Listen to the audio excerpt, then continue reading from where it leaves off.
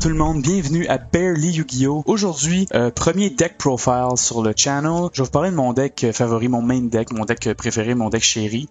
Ça doit faire au moins 3 ou 4 ans que je joue ce deck-là, évidemment en faisant des modifications, en ajoutant les cartes, en enlevant les trucs, en suivant le méta. Mais essentiellement, mon deck, c'est un deck Danger Dark World. Donc, je sais, c'est pas un deck méta. Samy, il joue beaucoup plus des stratégies qui fit avec le méta actuel comme Virtual World ou à l'époque il jouait World Chalice. Vraiment, j'ai jamais eu financièrement l'argent pour me payer un deck à 800$, genre avec des Forbidden Droplets, des Triple Tactic Talents et compagnie. Et c'est pas quelque chose qui me tente non plus. J'ai vraiment le goût de... J'aime ça le deck building, j'aime ça expérimenter des trucs. J'essaie de pas, par exemple, regarder une decklist puis de copier un deck puis me dire bon ben excellent, je sais que ce deck-là, que je fasse n'importe quoi, j'ai 58% de win rate. Je trouve pas ça cool. J'aime mieux travailler fort, j'aime mieux prendre le temps d'être fier de mon build. Donc sans plus tarder, je vais vous faire un petit card by card rapide decklist de ce deck-là. Donc on commence avec le package Danger, évidemment. Danger qui, à l'époque, je jouais seulement Dark World, peut-être jusqu'en 2015, 2016, 2017, jusqu'à ce que je fouille parce que j'étais comme bon, ben ça y est, ce deck-là est plus relevant, j'ai besoin de faire quelque chose de nouveau avec ça. J'ai découvert le nouveau archetype des Dangers, ont des estis de bon effet de discard et de draw qui ajoutent énormément de stabilité et de potentiel à un deck comme Dark World, qui est un archetype techniquement pas si mal, qui est quand même bon, qui manque un peu de puissance puis pas de stabilité, je cherche mon mot, de constance, voilà. Il manque un peu de constance parce que c'est pas un archetype qui est versé énormément dans le draw, c'est vraiment plus sur le discard. C'est pas assez consistent, il faut un autre engine pour l'aider. Le engine Danger est parfait pour ce deck-là. Donc on y va. Évidemment, premièrement, le package des 3 mousquetaires qui sont limités à 1 malheureusement. Danger Jackalope, Danger Tsushinoko, puis Danger Nessie. Pourquoi? Parce que c'est les meilleurs Danger. Tsushinoko, n'importe quand il se fait discard, il se fait Special Summon. C'est un Special Summon gratuit. S'il se fait pas Special Summon, on peut quand même le Special Summon parce que c'est ça l'effet des Dangers, tu sais. Un Danger, dans le fond, a 2 effets. Tu reveals la carte dans ta main, ton adversaire choisit une carte random de ta main, tu discardes la carte. Si c'est le Danger que tu as montré, il y a un effet qui s'active en allant au cimetière. Et si c'est pas le Danger que tu as montré, tu peux Special Summon le Danger directement sur le field et piger une carte. Déjà, cet effet-là, c'est garanti que ça ajoute beaucoup de consistance à un deck comme Dark World qui, si on active par exemple l'effet d'un Tsushinoko, d'un Jackalope ou d'un Nessie, ben il y a des très bonnes chances qu'on choisisse Tsushinoko, évidemment, qui est un bon effet, donc un Special Summon gratuit sur le field, ou que tu tombes sur un monstre Dark World, que ça trigger son effet. Parce que ce qu'il faut savoir avec les Dark World, c'est que quand c'est un cost de, par exemple, discarder une carte, les effets ne se triggerent pas. Mais quand c'est un effet, ça fonctionne. Donc, tout ce qui est Danger, ça marche. Et qu'est-ce qui est le fun avec les Dangers? Quand ils sont discardés, même si c'est un cost, ça fonctionne. Fait que tous les points faibles que Dark World ont sont pas présents avec les Dangers. Fait que c'est pour ça que c'est un engine qui fonctionne à merveille avec tout ce qui joue un peu avec du discard. Donc, Tsushinoko, Special Summon gratuit. Nessie, on peut aller chercher une carte qui s'appelle Danger du deck dans la main, un Searcher. Très classique. Puis tous les Dangers partagent l'effet de le reveal de la main et que s'il n'est pas choisi, on peut le special summoner. Fait que dans tous les cas, il y a toujours un avantage, puis on pige une carte après aussi. On reste à 0, on discard une carte, on en pige une autre, puis le but c'est vraiment de thin le deck avec ça pour accéder aux cartes qu'on veut pour notre win condition. Mais de toute façon, tous ces effets-là, whatever, avec un deck Dark World et Danger, qu'on fasse n'importe quoi, ça donne de l'avantage. Donc voilà.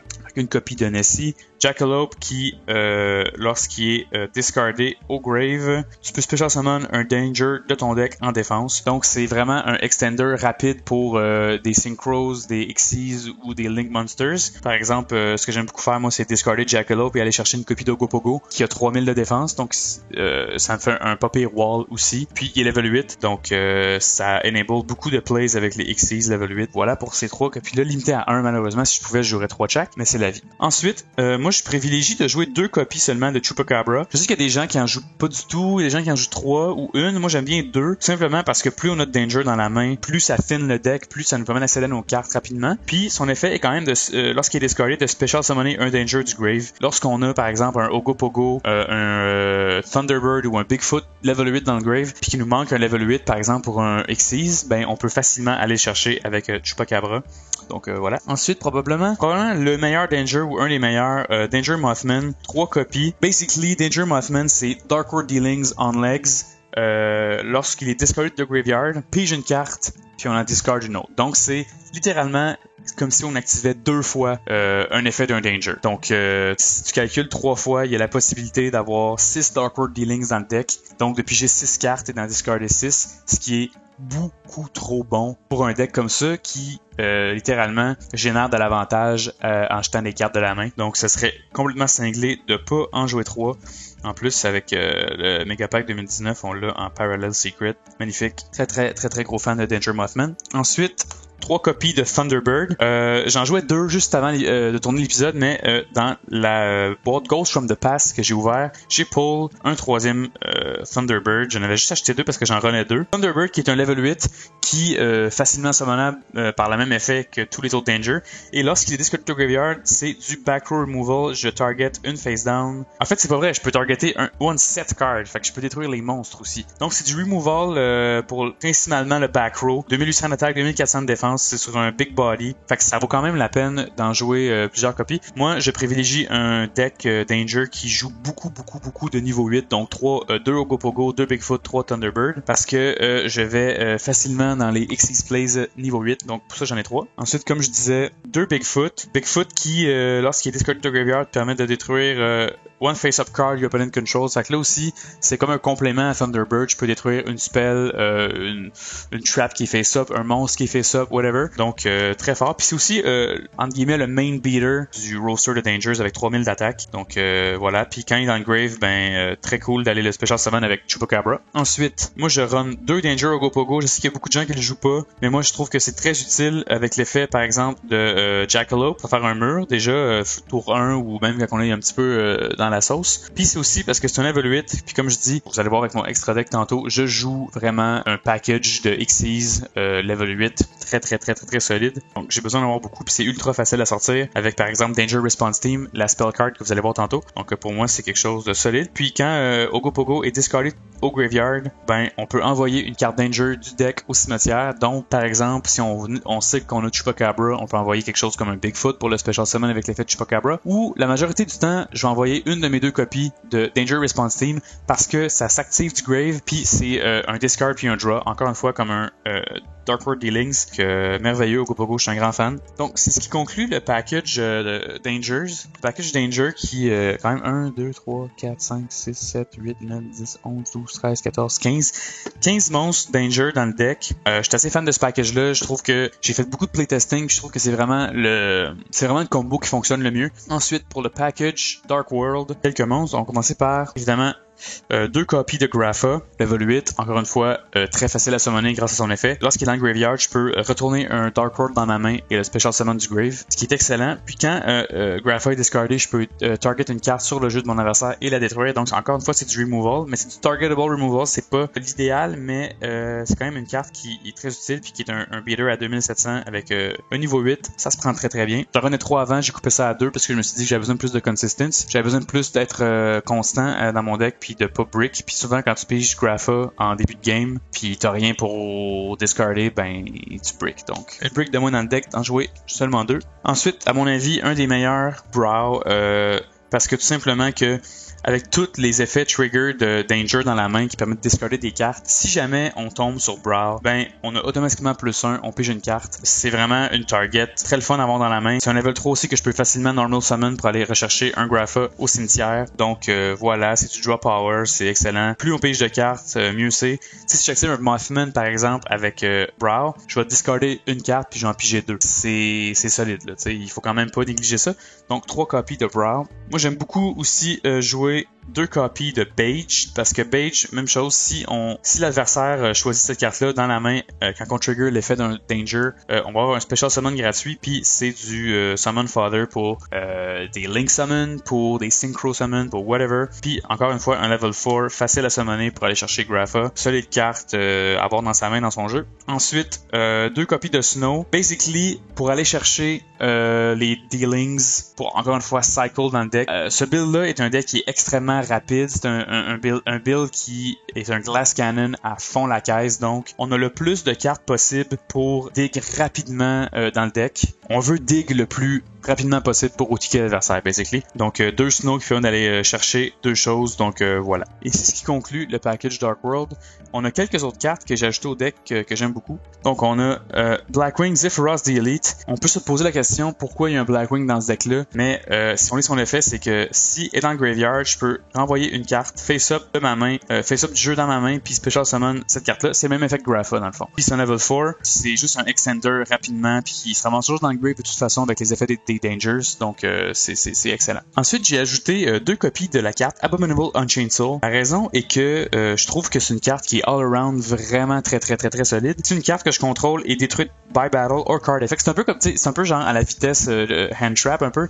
C'est pour ça que j'aime ça beaucoup. Si une carte que je contrôle est détruite par un monstre ou en battle ou une carte effet, je peux special summon cette carte-là de ma main. Puis Dieu sait que une carte qui se fait détruire par battle ou par un effet de carte, ça arrive littéralement à chaque tour, genre à chaque chain, constamment. Donc c'est ultra facile de special summon un beater de 3000 d'attaque, level 8 encore. Puis aussi, son deuxième effet, c'est un effet de discard qui fonctionne malheureusement pas avec les Dark World vu que c'est un cost, mais qui trigger les dangers. Donc encore une fois, c'est la synergie. You can discard one card, détruire une carte sur le field, du disruption encore une fois par tour pendant la end phase. Si cette carte-là est dans le graveyard parce qu'elle a été détruite sur le jeu puis envoyée là ce tour-ci, je peux la ramener et la special summon. Donc je trouve que c'est comme un Jack of all trade level 8 avec un effet qui permet d'avoir beaucoup d'avantages. Donc ça a sa place dans le deck, 2 copies, 2 level 8, ça se special summon très bien, un beater de 3000, ça fonctionne. Fait que je le mets là. Puis finalement, dernier monstre du deck, Gameciel de Sea Turtle Kaiju. Évidemment, Gameciel, un outil extrêmement utile pour out des cartes comme Dragoon, pour out des cartes comme je sais pas, des Access Code Talker, pour out des cartes comme VFD à l'époque, parce que c'est du removal spécial en tributant, donc c'est très difficile à négater, ça target pas non plus, puis c'est un beater de 2200 d'attaque, et c'est un level 8, fait que si jamais je suis en train de win, je peux utiliser cette carte-là pour payer le cost de trade-in pour piger 2 cartes, donc c'est quelque chose qui fonctionne très bien. Pour les spell traps, on commence avec évidemment 3 copies de Dark World Dealings, c'est une excellente carte, très simple, chaque joueur pige une carte, chaque joueur en discard, ça disrupt la main de l'adversaire, puis ça fait piger une carte à l'adversaire, mais moi ça fait juste exponentiellement trigger mes effets, donc encore une fois très facile à searcher avec Snow aussi, c'est quelque chose qui fonctionne très bien, c'est du deck thinning pour aller chercher le win condition le plus rapidement possible, donc ça a sa place dans le deck à 3 copies. Évidemment, avec le nombre de level 8 que je joue, 3 copies de trade-in, discard 1 level 8 monster, draw 2 cards, je sais pas qu'est-ce que j'ai besoin de dire de plus que ça, c'est ultra facile pour moi de piger presque la moitié de mon deck en un seul tour, donc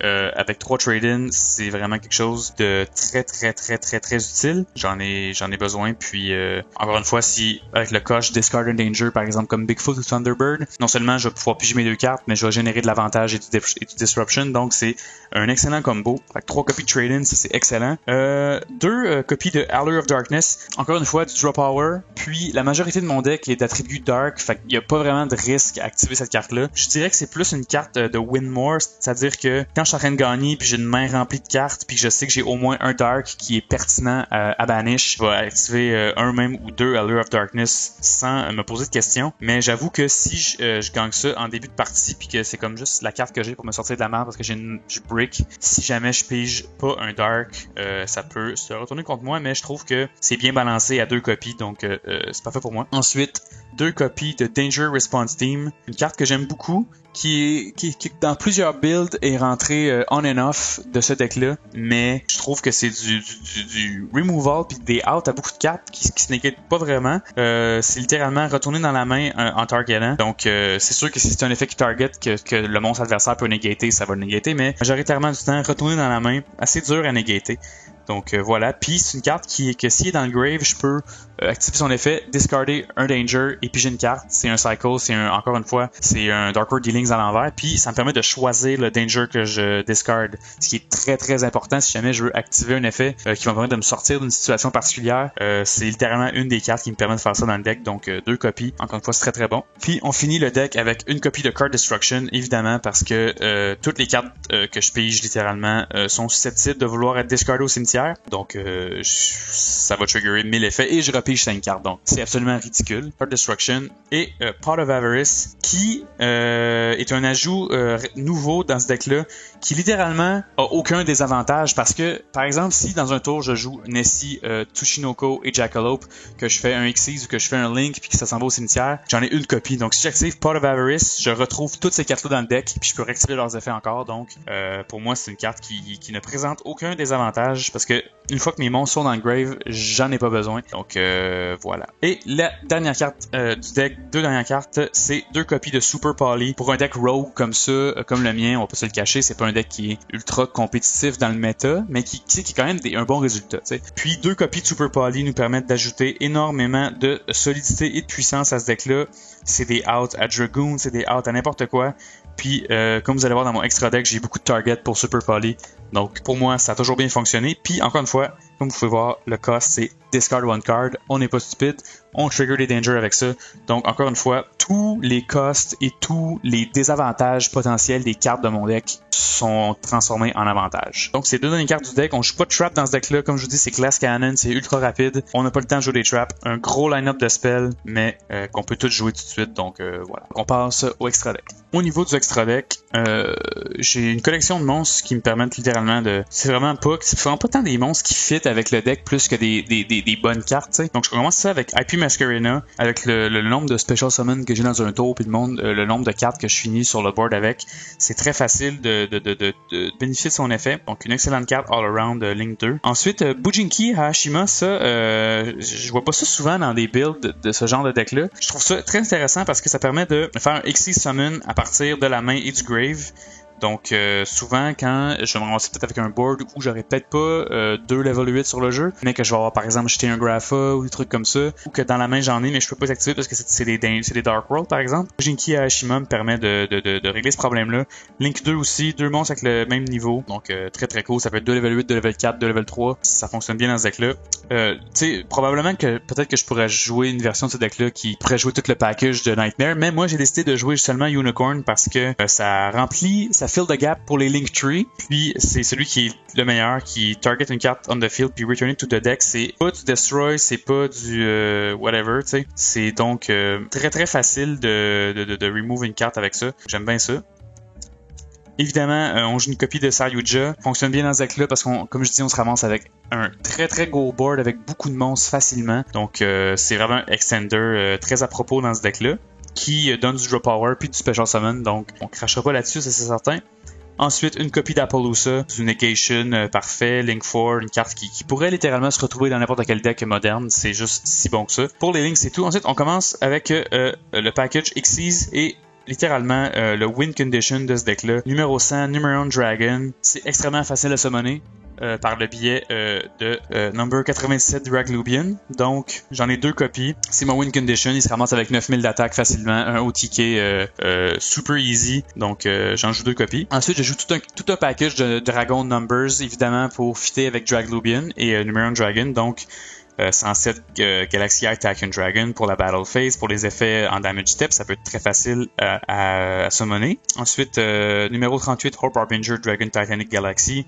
Encore une fois, du remove de spell and trap, ça peut négater et disrupt les activations de spell pendant la battle phase. C'est très très utile. Ensuite, comme je dis, 2 copies de Draglubian pour aller avec Numeron Dragon. Ça se special summon très bien. Puis, il est pas piqué des verres itself avec 3000 d'attaque, puis peut pas être target par les card effects. Donc, à la limite, si on le summon puis on se fait détruire Numeron Dragon pour X raison, c'est assez facile de quand même s'en sortir avec un Draglubian qui a des stats pas piqués des verres. Ensuite, number 62 Galaxy Ice Prime Photon Dragon, juste un nasty gros beater honnêtement, qui est très très utile dans ce deck-là quand on a affaire à des trucs comme Access Code Talker et des choses comme ça, et des monstres qui ont beaucoup d'attaque. Voilà, un très bon effet aussi, encore une fois, pendant la Battle Phase, comme la majorité des Numbers Dragon Level 8. Ensuite, si on go first, évidemment, une copie de Dingersu, The Orcus of the Evening Star. Encore une fois, 2 level 8, 2600 attaques, très bon. Des negate, quick effect, donc c'est très très utile. Et pour Super Poly, en ce moment, on joue 2 copies de Starving Venom Fusion Dragon parce que il y a beaucoup trop de monstres dark dans le jeu. La majorité des bons archetypes sont dark.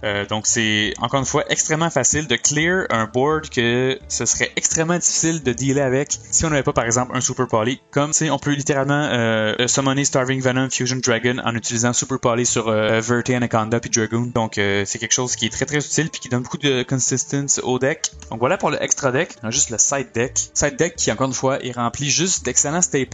Commencer avec Red Reboot pour négater des trap cards de la main, très très solide. Skill Drain parce que Story Time, petite histoire, la version de mon deck Dark World à l'époque, avant que je découvre les Dangers, c'était un Dark World extra Skill Drain. J'avais une copie de Vanity's Emptiness là-dedans aussi. C'était vraiment un deck qui était pour nerfer le méta. Je me suis resté attaché à Skill Drain, puis j'avoue que Skill Drain c'est bon aussi avec les Dangers parce que les effets des Dangers se trigger dans la main et dans le graveyard et non sur le field. Donc ça peut work around Skill Drain facilement. Ensuite, Banquet of Millions. J'aime beaucoup ça, cette carte-là, parce que malgré que j'ai un bon extra deck solide qui me permet de gagner des games, que ma win condition soit dans l'extra deck, je suis quand même capable de gagner des parties avec juste le sheer amount de dommages que je peux faire avec les monstres dans mon main deck parce que c'est quand même beaucoup de level 8 avec des gros niveaux d'attaque. Donc si jamais j'ai un match-up avec quelqu'un qui est très très très extra deck heavy, qui special summon sans arrêt, un Banquet of Million peut single-handedly me sauver la mise. Ensuite, une copie de Infinite Impermanence, une des meilleures hand traps qui permet de négater plein de choses rapidement, solidement. Donc on a une copie, on la joue dans le side deck. Twin Twisters parce que c'est peut-être le point faible de ce deck-là, on n'a pas beaucoup de removal de spell and traps. Donc une copie de Twin Twisters c'est toujours très utile. Call by the Grave, encore un staple des formats récents pour work around tout ce qui s'active dans le graveyard, donc ça peut être très utile contre plein de decks. Évidemment Dark Ruler No More, version de pauvre du starter deck évidemment. Pour moi c'est quelque chose qui peut me faire gagner une game si jamais je go second. On la joue dans le side deck. Harpy Feather Duster évidemment, parce que pourquoi pas. Raigeki, solide carte de LOB, Destroy All Monsters Your Opponent Controls. Il n'y a aucune raison que je joue pas ça, mais en ce moment ça n'a pas de place dans le main deck, mais si jamais je vois que ça peut me sortir de la merde, il est dans le side deck. Prêt à jouer. On a une copie de Abyss Dweller pour summoner avec les Pages qui se special summon très facilement. Encore une fois, ça disrupt le cimetière. C'est une carte qui voit beaucoup de play ces temps-ci. Ensuite, des targets différentes pour Super Poly si jamais j'ai des Encounters avec des decks différents comme un Salamangreat. Je peux facilement sortir Diplexer Chimera en fusionnant 2 Cybers. Donc ça nerf Cold Talkers, ça nerf Cybers, ça nerf plein de choses. Earth Golem Antagonist aussi, un Cybers, un Link Monsters. Encore une fois, c'est un toolbox de Super Poly. Dépendamment du match-up que j'ai dans la partie, je peux sider dans ces cartes-là pour fonctionner avec mon Super Poly. Predaplan, Dragostapelia, évidemment, un Fusion, un Dark Monster, un out à Dragoon, évidemment. Ça peut être un out à des decks comme Invoked, ça peut être des out à des decks comme Shadow. C'est encore très très bon, 2700 attaques, un très bon effet aussi. Pour moi, c'est des très bonnes targets diversifiés pour Super Poly, dépendamment du match-up que j'ai. Et finalement, dans le side deck, 2 copies de Ash Blossom, que dire une Entrap excellente qui permet de négater beaucoup de choses dans plein de situations. Donc une copie de Dude, une copie d'un starter deck. Parce que je suis quand même pauvre, vous le savez. Donc voilà. J'espère que vous avez aimé. Moi, c'est un deck que j'aime beaucoup. Un deck que j'ai beaucoup de plaisir à jouer, que personne vraiment s'attend à ce que je joue ce deck-là. C'est un deck qui étonnamment, pas étonnamment, mais un deck qui voit pas beaucoup de play parce que on pense pas à ça. C'est rien de méta. Les Dark World, c'est un archetype du passé, mais que je m'amuse beaucoup à essayer de faire fonctionner. Donc si vous avez aimé, vous pouvez liker la vidéo, partager. Si vous avez aimé, vous pouvez checker les autres vidéos sur notre channel. Moi et Samy, on est dans un band qui s'appelle Nephalite. Vous pouvez regarder toutes les informations dans la description pour ça aussi. Et puis merci d'avoir écouté, puis à la prochaine.